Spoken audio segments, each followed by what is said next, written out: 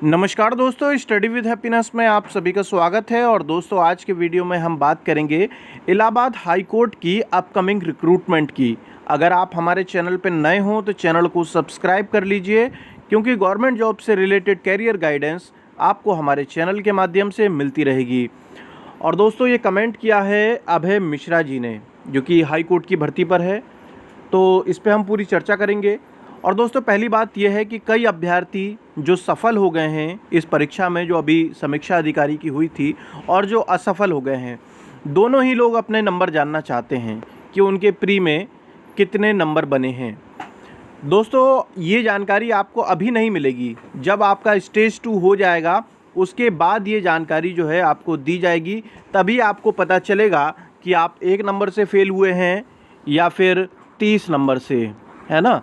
जैसे कि जो आपको आइडिया तो लग ही गया होगा कि कितना जो है आपके नंबर बन रहे हैं, आप 1 या 2 नंबर से फेल हुए हैं। तो दोस्तों, ऐसे जो भी अभ्यर्थी हैं जो कि ये मान लीजिए 1 से लेकर 10 की रेंज में, इससे जो फेल हुए हैं, यानी कि मान लीजिए अगर कट ऑफ 160 पे गया है और आपके 150 नंबर ही बन रहे हैं, तो ये भी एक तरीके से करीबी मामला ही माना जाएगा, क्योंकि 10 ही नंबर जो है कम रह गए हैं।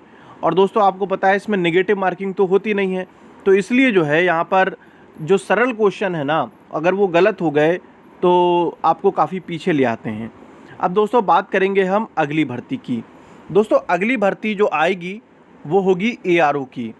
और वो एआरओ की जो भर्ती आएगी दोस्तों, इस साल के अंत तक आने के उसके चांसेस हैं। पहले अभय मिश्रा जी की बात सुनते हैं, ये क्या कहना चाहते हैं। अभय मिश्रा जी ने कहा है, इलाहाबाद हाई कोर्ट के अलावा किसी नौकरी के भरोसे रहना यूपी वालों के लिए माँ बेवकूफ़ी होगा। देखिए, इन्होंने जो भी कमेंट किया है, मैं उस पर सिर्फ अपनी राय रख रहा हूँ, है ना। तो ये आपको पता होगा दोस्तों कि यूपी की चाहे कोई और भी भर्तियाँ हों, चाहे यूपी पीएससी की हो, यूपी ट्रिपल एससी की हो, या शिक्षक भर्ती हो, कितना समय लग जाता है इसे बताने की आपको आवश्यकता नहीं है। हाई कोर्ट की अगर हम भर्ती की बात करें दोस्तों, तो हाई कोर्ट का जो रिक्रूटमेंट प्रोसेस है वो काफ़ी तेज़ है इनकी अपेक्षा में। और एआरओ के एग्ज़ाम में तो आपने देखा ही है, इन्होंने क्या बताया है। देखिए, लोअर की जो परीक्षा हुई वो 30 सितंबर और 1 अक्टूबर को हुई, उसका रिज़ल्ट आ गया, अभी आया है रिज़ल्ट, है ना। और जो हाई कोर्ट की है 12 जनवरी को हुई, और अब जो है उसकी टाइपिंग डेट भी जो है जल्दी आ जाएगी। अब इनका कहना यह है कि हाई कोर्ट का सबसे बेस्ट एग्ज़ाम है। और कुछ बुद्धिजीवी ये कहेंगे कि हाई कोर्ट की मेरिट हाई जाती है। देखिए, मेरिट हाई जाने का जो कारण है दोस्तों, वो एक तो नेगेटिव मार्किंग ना होना है, और अलग अलग एग्ज़ाम, यहाँ तक कि दोस्तों जो लोग यूपीएससी और पीसीएस की जो तैयारी कर रहे हैं, अब वो भी इस परीक्षा को देने लगे हैं, तो इसलिए कट ऑफ तो हाई जाता ही है। और फिर इसमें कई लोग कहते हैं धांधली हुई है। अब दोस्तों, ये आपका मानना हो सकता है कि धांधली हुई है, जब तक किसी भी चीज़ को साबित ना कर दिया जाए कोर्ट के अंदर, तब तक कोई धांधली नहीं हुई है ना। वरना तो जितने भी लोग फेल होते हैं, एक बहाना ये धांधली का तो मिल ही जाता है। और दोस्तों, अभी जो हमने स्टेज 2 के लिए टेलीग्राम का ग्रुप बनाया है, उसी में 180 लोग जुड़े हुए हैं, स्टेज 2 के लिए कह रहा हूँ। और उसमें से बहुत सारे अभ्यर्थी ऐसे हैं जिनका कि लोअर वाले में भी हो गया है और आरओ वाले में भी सिलेक्शन हो गया है। तो अब ये बताइए कि क्या कोई धांधली से 2 जगह अपनी सेटिंग करवाएगा। इस बात को ध्यान रखिए दोस्तों, जब भी कोई ऐसा जेन्युइन अभ्यर्थी होता है जो मतलब पूरी मेहनत से तैयारी कर रहा है, उसका एक साथ 2-3 जगह सिलेक्शन होना ही होना है ना। ऐसा हो ही नहीं सकता कि उसका सिर्फ एक ही जगह सिलेक्शन हो। और उनके लिए यही सलाह है, हाँ, जिन लोगों को लगता है, जिनके मन में ही ये बात घर कर गई है कि हमसे इलाहाबाद हाई कोर्ट की परीक्षा नहीं निकल सकती, तो फिर आप यूपी पीएससी में आरओ एआरओ के लिए कर सकते हैं, या फिर यूपी ट्रिपल एससी के एग्ज़ाम दे सकते हैं। और आरओ एआरओ आने की संभावना, जैसे कि मैंने आपको बताया दोस्तों, कि साल के अंत तक। दोस्तों, आप लोगों के भी तो सोर्सेज होते ही हैं ना। हो सकता है कि किसी आपके फ्रेंड का सिलेक्शन हुआ हो सकता है आपका कोई सगा संबंधी हो, तो आपको भी जानकारी मिलती रहती है। कई बार तो मैंने ये तक देखा है कि लोग मुझे खुद कमेंट करके बताते हैं कि सर, ये वैकेंसी आ सकती है, हमारे भैया ने बताया है या हमारे फ्रेंड ने बताया है। तो जानकारी तो दोस्तों कहीं ना कहीं से निकल ही आती है। मगर दोस्तों, सिर्फ जानकारी का क्या करना है, तैयारी भी तो करनी है ना। क्योंकि मान लीजिए पता तो है कि भर्ती आएगी, मगर अगर आप उस हिसाब से तैयारी नहीं करेंगे तो फिर से असफलता मिलेगी। दोस्तों, अभी जो स्टेज 2 का जो हमने ग्रुप बनाया है, उसमें बहुत सारे ऐसे अभ्यर्थी हैं जिनका पिछली बार ARO में सिलेक्शन नहीं हो पाया था, उनका इस बार सिलेक्शन हुआ है। पिछली बार उनके टाइपिंग में फेल हो गए थे, तो इस बार वो टाइपिंग में और अच्छी प्रैक्टिस कर रहे हैं। तो दोस्तों आपको क्या करना है, अपनी गलतियों से सीखना है। अब क्या है, मान लीजिए अगर आपकी इंग्लिश कमज़ोर थी और इस बार इंग्लिश, कई लोगों ने इस बार जो है ना इंग्लिश पे इल्ज़ाम डाला है कि भाई इंग्लिश की वजह से हमारा सिलेक्शन नहीं हो पाया। अब ये बताइए दोस्तों, आपको पता ही चल चुका है कि इंग्लिश की वजह से आपका सिलेक्शन नहीं हो रहा है, तो फिर आप अपनी इंग्लिश को क्यों नहीं स्ट्रॉन्ग करते हैं। और दोस्तों अभी तो आपके पास अच्छा समय है, नवंबर दिसंबर तक का। और एक जानकारी और, अभी हमने दोस्तों एक इंग्लिश की जो मैडम है उनसे बात की कि भाई हमारे चैनल पर जो है इलाहाबाद हाई कोर्ट के काफ़ी अभ्यर्थी हैं जो तैयारी करते हैं, और इंग्लिश के लिए जो है आप उन्हें बेसिक से पढ़ाइए। हाई फाई इंग्लिश नहीं पढ़ानी है, बिल्कुल बेसिक से, जो कि बिल्कुल हिंदी बैकग्राउंड का जो अभ्यर्थी है उसे भी समझ में आए। और दोस्तों आपको पता होगा कि उनकी 3 क्लासेस जो हैं वो मैंने डलवाई भी हैं। आप देखेंगे मंडे टू सैटरडे उनकी भी जो है दोपहर में 1 बजे क्लास पड़ती है। पहली क्लास जो थी दोस्तों उस पर ठीक ठाक व्यू आए, मतलब 1500 लोगों ने देखा, 1500-1700 लोगों ने, और फिर उसके बाद उस पर देखना ही बंद कर दिया लोगों ने। अब ये बताइए दोस्तों, हमने किसी भी मतलब टीचर से बात करते हैं और उन्हें बुलाते हैं और फिर आप लोग उसे देखें ना, तो फिर क्या होगा, 2-3 दिन या 4-5 दिन बाद उन्हें भी लगने लगेगा कि लोग इंटरेस्टेड ही नहीं हैं। और ये चीज़ मुझे भी लगती है कि मतलब खबरें सुनने के लिए सब तैयार हैं, मगर जब पढ़ाई की बात आती है, जब हम लाइव मॉक टेस्ट कराते हैं या फिर जिस हिसाब से इंग्लिश आ रही है उस हिसाब से इंग्लिश की प्रैक्टिस करा रहे हैं, तो क्लास में लोग आना नहीं चाहते हैं। ठीक है, तो इसलिए मैं ये आप लोगों के लिए वीडियो बना रहा हूँ कि जब भी वो परीक्षा होगी नवंबर दिसंबर में, तब तक आपकी इंग्लिश ठीक हो जाए।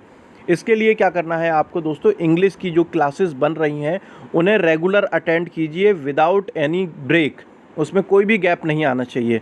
ठीक है दोस्तों, और वो जो क्लास है मंडे टू सैटरडे आपको दोपहर में 1 बजे अपलोड हो जाएगी।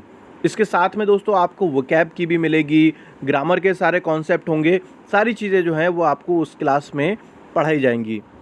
अब दोस्तों इसके अलावा हाँ, सिलेबस देखिए, सिलेबस जो है वो दोनों का सेम ही रहता है, चाहे फिर वो आरओ का हो या फिर ARO का हो, है ना, कोई भी डिफरेंस नहीं है। तो आप देख सकते हैं ये पूरा का पूरा सिलेबस, इसी के हिसाब से आपको तैयारी करनी है। और जैसे कि एलिमेंट्री नॉलेज ऑफ कंप्यूटर वाले के भी क्वेश्चन दोस्तों अच्छे खासे आ जाते हैं। मैंने देखा है कि 7 से 8 क्वेश्चन जो हैं वो कंप्यूटर के होते ही होते हैं। चलिए, कंप्यूटर के तो मैं मॉक टेस्ट करवा दूंगा। अगर देखें दोस्तों तो हमने अभी तक मॉक टेस्ट जो हम रात को 11 बजे करा रहे हैं उसमें काफ़ी सब्जेक्ट जो हैं कवर कराए हैं। अच्छा दोस्तों, ये जो सिलेबस आप पूरा देख रहे हैं, जैसे कि जनरल साइंस है, हिस्ट्री है, तो जनरल साइंस में इस समय कंप्लीट करा रहा हूँ। इस समय बायोलॉजी के लगभग 12 एपिसोड बन गए हैं। हिस्ट्री कंप्लीट करा दिए, हिस्ट्री और नेशनल मूवमेंट। इसके अलावा पॉलिटी भी कराई जा चुकी है। अभी एग्रीकल्चर, कॉमर्स वगैरह ये सब कराया जाना बाकी है, तो ये भी जल्दी ही कराया जाएगा। अच्छा, एक चीज़ और है कि आप में से ही बहुत सारे अभ्यर्थी ऐसे होंगे जिन्होंने UPSC EPFO का फॉर्म भरा होगा। ठीक है, UPSC EPFO में दोस्तों इन्फोर्समेंट ऑफिसर और अकाउंट ऑफिसर, तो देखा जाए ना दोस्तों दोनों का सिलेबस लगभग सेम है। क्यों? क्योंकि उसमें भी इंग्लिश के क्वेश्चन आने हैं, 20 क्वेश्चन आएंगे। उसके अलावा GS आएगी, और GS के अलावा दोस्तों अकाउंट का पेपर होगा। अकाउंट का पेपर नहीं, उसी में मिक्स होगा अकाउंट और साथ में लेबर लॉ वगैरह। ठीक है, और ये जो इंग्लिश वाली जो मैडम है ना दोस्तों, इन्हें क्या है, ये आपको इंग्लिश भी कराएंगी। और क्योंकि ये खुद एक MCOM है, इन्होंने खुद जो है BCom मतलब कॉमर्स में पढ़ाई की है, तो इसलिए ये इंग्लिश की क्लास के बाद जो है आपको कॉमर्स की भी क्लासेस देंगी EPFO के लिए। ठीक है, तो EPFO भी जैसे कि 4800 ग्रेड पे की नौकरी है, तो आप जो है अपनी सारी कसर वहाँ पर पूरी कर सकते हैं। तो दोस्तों EPFO का जो एग्ज़ाम होगा वो जिस हिसाब से अभी कैलेंडर में बदलाव हुआ है, तो अगले साल चला गया, यानी कि 2021 के जनवरी या फरवरी महीने के अंदर जो है आपका EPFO का एग्ज़ाम होगा। वहाँ पर आप अपनी सारी कसर निकाल सकते हैं इस एग्ज़ाम की।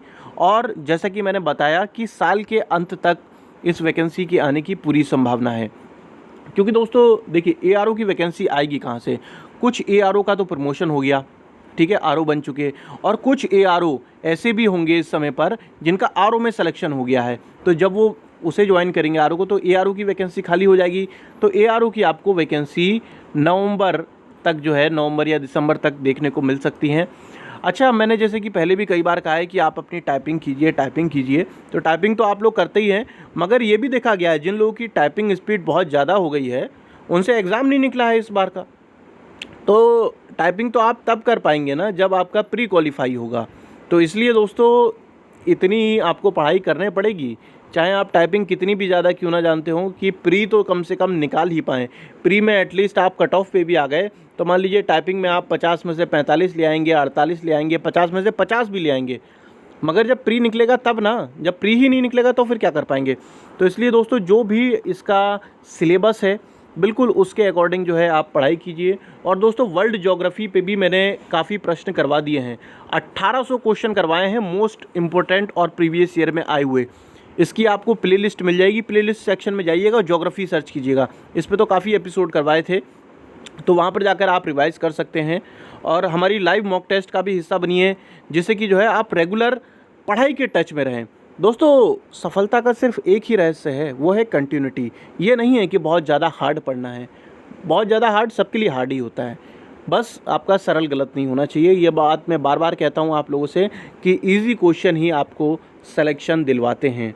ठीक है दोस्तों, तो कमेंट सेक्शन में मुझे सिर्फ ये बताइएगा कि आप में से ऐसे कितने लोग हैं जो इस बार ARO की भर्ती में जम के तैयारी करने वाले हैं। ठीक है, तो पहले आपको रिटन क्वालिफाई करना है, और टाइपिंग के लिए तो हम आपको गाइड करते ही रहेंगे, उसके लिए आप परेशान होने की आवश्यकता आपको नहीं है।